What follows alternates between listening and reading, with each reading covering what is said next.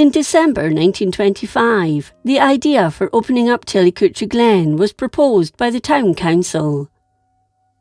A resolution was passed at a meeting to purchase, rent, or otherwise acquire a right of access to Tillicoultry Glen. It was an untapped resource that was hoped not only to encourage locals to walk among the hills, but day trippers and hill walking enthusiasts to come to the village. It was to be used as a pleasure ground or place of public resort or recreation. The opening of the Glen was the brainchild of William Jimison, the Provost between 1921 and 1927. Accompanied by the borough architect Arthur Bracewell, they inspected the area, and both believed that if it were to be redeveloped properly, it could become a key attraction. The ground had been granted by Major Arthur Balcarras Wardlaw Ramsay, who owned the land on which the Glen Road would be built. In addition, he granted permission of the right-of-way through the Glen, which he also owned. Furthermore, at a time when unemployment was rising, it would provide work for local men creating the infrastructure required to make it viable. New bridges were necessary, as were new roads, and it was known that the Unemployment Grants Committee would look favourably on the project. They agreed in April 1926 to pay 3/4 of the wages of those engaged in the works. Plans were drawn up by Bracewell, which included the layout of the bridges, roads and earthworks to make it safe. On 5th May 1926, construction of the Glen Road got underway, just 24 hours before the beginning of the general strike. These workers, now in steady employment for the next 2 or 3 months, bucked the trend and continued working. Tillicoultry's completed new Glen was officially opened on 21st August 1926 by Wardlaw Ramsay. In the opening address, Jimison stated the work had resulted in people having easy access to the abounding beauties and attractions of the district. Music was played to entertain the guests, followed by a social gathering at the now demolished Popular Institute, also known as the Town Hall. Among the dignitaries in attendance were Walter John Francis Erskine and his wife Violet, the then Lord and Lady Lieutenant of Clackmannanshire, along with provosts from other local boroughs.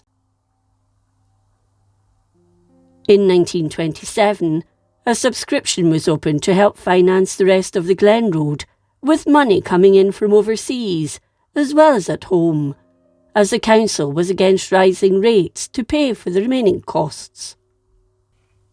Tillicoultry-born emigrants to Toronto in Canada sent over £60 to Jimison for the Glen Fund, and 2 years later, to mark its 3rd anniversary, they also presented an indicator to be placed in the Glen to show the positions of local landmarks and relative distances. Following its opening, the Glen featured in tourist brochures and attracted holidaymakers to the village. Guides printed adverts enticing people to the Glen and to stay locally. The Glasgow Fair fortnight saw most visitors to Tillicoultry, and to entice more holidaymakers, from 1928, the Glen Committee organised brass bands from all over the Central Belt to play concerts at the Glen entrance. In February 2011, the Glen was closed to the public due to the position of a loose rock near the disused quarry workings. It remained closed for 5 years due to haggling over costs between Clackmannanshire Council and the landowner.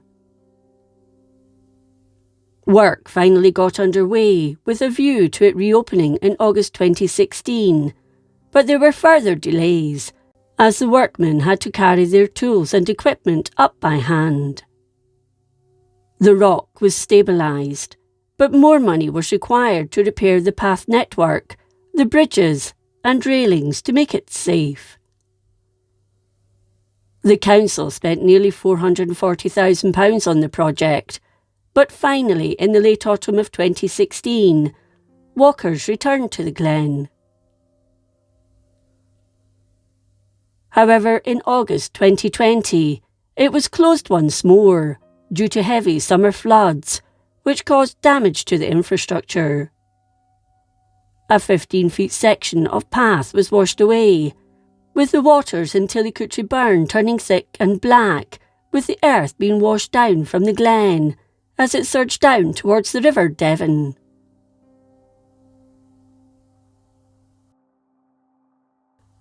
The Glen itself is carved out of the Ochil Hills, with the main burn running through it with its beautiful waterfalls and steep gorges. Two burns, the Gannel and the Dayglen, meet at the top of the Glen, and close to the entrance of the path that leads up to it is what is known locally as the Lion's Den, a small cave. The water from the burn once powered the local mills, but they are long gone. There are bluebells, wild garlic and wood sorrel in the Glen, as well as woodpeckers, blue tits, cuckoos, foxes and roe deer. Copper and iron ore were both found in the Glen, and mines were opened to extract these minerals, but they were abandoned hundreds of years ago, as they were never commercially viable. Silver was also discovered, but again it wasn't viable. The entrance to the old copper mine, which closed in the mid-1700s, can still be seen today near the Dayglen burn. A legend associated with it was that a man nicknamed Rantin Rennie hid in the old mine from the excisemen, as he had an illicit still set up in the area, selling his homemade spirit in the village surreptitiously.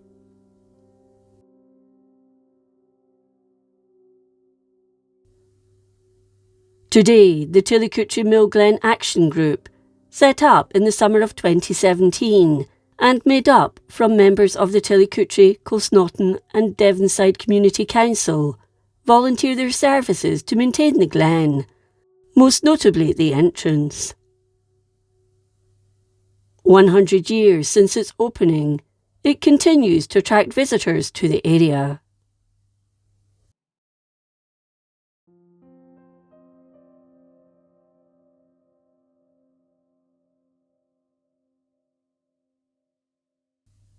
If you enjoyed this episode of Scotland's History, please like, comment and subscribe. Until next time, thank you for watching.